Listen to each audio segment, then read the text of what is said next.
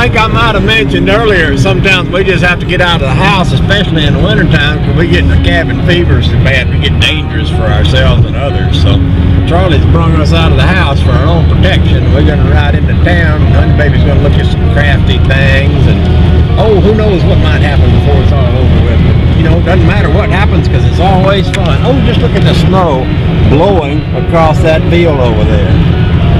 Dang, I say. Yeah, dang, it was. Now when you think about this, about a month ago, Cutworm said to start putting this stuff in buckets and flushing it down the toilet. Did we do so? No.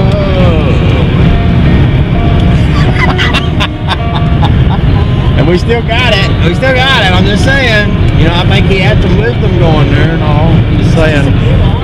Huh? Boy, it's pretty, ain't it? Not anymore.